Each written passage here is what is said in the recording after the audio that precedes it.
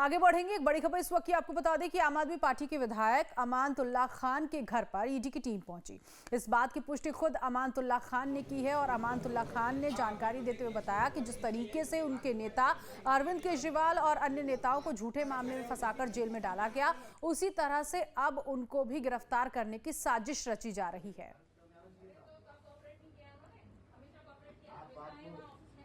आपने जब आपको मैंने लिखा था कि 4 हफ्ते का टाइम चाहिए, मेरी मदर इन लॉ का ऑपरेशन हो रहा है, उनका ऑपरेशन हुआ है अभी 3 दिन पहले, और आप फिर मुझे अरेस्ट करने के लिए आए। अरे 1000% और क्यों आए हैं आप अरेस्ट नहीं करने आए तो फिर क्यों आए हैं? अरेस्ट तो करने आए हो आप। 3 कमरों के घर में किस चीज का सर्च है? बताओ क्या सर्चिंग है? मेरे पास कौन सा माल करनी होती है आपको मेरे घर में हर बार आके? मेरे घर पे खर्चे को पैसे नहीं है। दिखा दो। देखिए She has a cancer and she has been operated right now. It's been 2 days. अगर कुछ भी प्रॉब्लम हो गई, क्योंकि उनको टेंशन के लिए बिल्कुल मना है। I'll take you to the court if anything happens to my mother. अब ये फेक नहीं है सर। मेरी मदर इन लॉ ऑपरेशन में पड़ी हुई है, आप क्या सर्च करने आए हो? क्या है मेरे पास? उनके वो लगा हुआ है, उनके ब्लड निकल रहा है हल्के हल्के। She can't even stand. How many people are going to come inside and going to search my mother and mother-in-law also?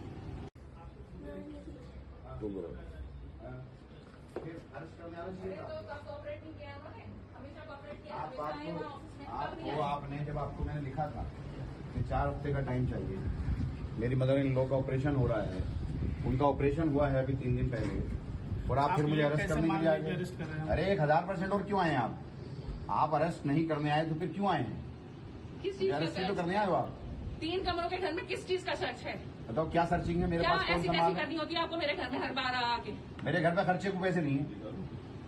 दिखा दो। देखिए She has a cancer and she has been operated right now. It's been 2 days. अगर कुछ भी problem हो गई, क्योंकि उनको साल से मुस्तकिल ये लोग मुझे परेशान कर रहे हैं, फर्जी मुकदमात लगा रहे हैं, आए दिन कोई ना कोई उलझन परेशानी खड़ी कर रहे हैं, और मुझे ही नहीं मेरी पूरी पार्टी को।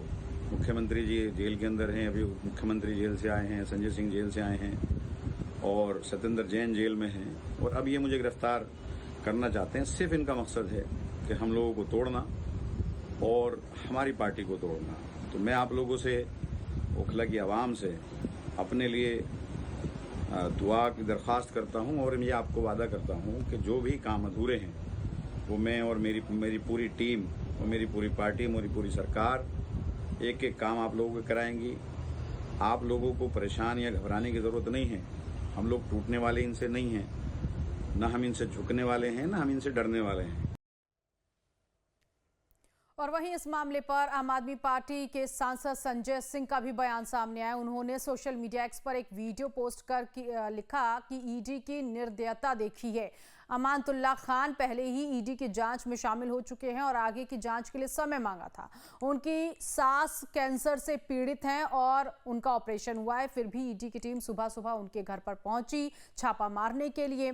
अमानतुल्लाह खान के खिलाफ कोई ठोस सबूत नहीं है, लेकिन मोदी की तानाशाही और ईडी की गुंडागर्दी लगातार जारी है। एसीबी ने अमानतुल्लाह खान को गिरफ्तार भी किया। गिरफ्तार करने के बाद उनको जब जमानत मिली, उसमें भी ये कहा गया कि अमानतुल्लाह खान के खिलाफ रिश्वतखोरी के, भ्रष्टाचार के कोई सबूत नहीं है। ये एसीबी से मिली जमानत में लिखा हुआ है। चुनाव के ठीक पहले दिल्ली के अंदर आप दिल्ली का माहौल बिगाड़ने के लिए बीजेपी के हथियार के तौर पे इस्तेमाल हो रहे हो। तो मैं समझता हूं कि ईडी वालों को अपनी कार्रवाई पर ध्यान देना चाहिए। सुप्रीम कोर्ट से बार बार तुम लोगों को लताड़ पड़ रही है, बावजूद इसके सिर्फ और सिर्फ मोदी के कठपुतली बन के रह गए हो। ये ठीक नहीं है, और पूरी आम आदमी पार्टी इस मामले में मोदी सरकार को चेताना चाहती है कि तुम ये जो हथकंडे अपनाना चाहते हो अपनाओ। तुम्हारे सामने आम आदमी पार्टी किसी भी रूप से झुकेगी नहीं, लड़ती रही है, लड़ती रहेगी।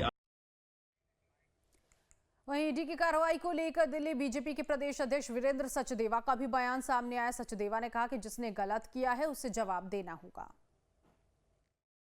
लगते हैं दिल्ली वक्फ बोर्ड जैसी संस्था में भ्रष्टाचार करने वाले, गबन करने वाले अमानतुल्लाह खां, जो गाहे बगाहे अपनी गुंडई के लिए चर्चा में भी रहते हैं।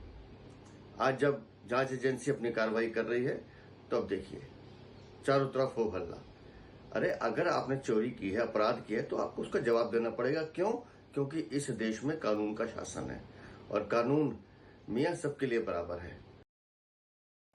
अमानतुल्लाह खान बहुत ही संगीन आरोप हैं। जब वो वक्फ बोर्ड के अध्यक्ष थे तो उन्होंने अवैध तरीके से लोगों को नौकरियों में भर्ती किया। उन्होंने वो पैसा जो वक्फ बोर्ड के लिए, जो समाज के जन कल्याण के लिए लगना था, उस पैसे का गमन करा, उस पैसे का मिसयूज करा। सीबीआई उनके खिलाफ जांच कर रही थी। ईडी ने जो आज उनके यहाँ पर रेड करी है वो एक जायज़ लीगल स्टेप है।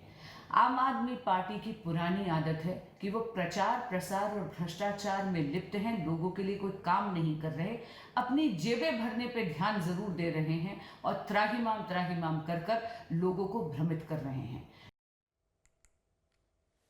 तो बांसुरी स्वराज को भी आपने सुना। इससे पहले अमानतुल्लाह खान ने कहा कि मुझे कोर्ट से पूरी उम्मीद है कि ईडी वाले मेरे घर मुझे गिरफ्तार करने आए हैं, सर्च वारंट के नाम पर गिरफ्तार करने आए हैं और ये लोग मुझे 2 साल से परेशान कर रहे हैं। इनका मकसद मेरी पार्टी को तोड़ना है। तो वीडियो के जरिए भी अमानतुल्लाह खान ने कहा है कि मुझे कोर्ट से पूरी उम्मीद है कि इस पूरे मामले में न्याय मिलेगा। अमानतुल्लाह खान जिन्होंने ईडी की कार्रवाई को लेकर कहा कि मुझे परेशान किया जा रहा है और इनका मकसद मेरी पार्टी को तोड़ना है, ये लोग मुझे 2 साल से परेशान कर रहे हैं, सर्च वारंट के नाम पर गिरफ्तार करने आए हैं।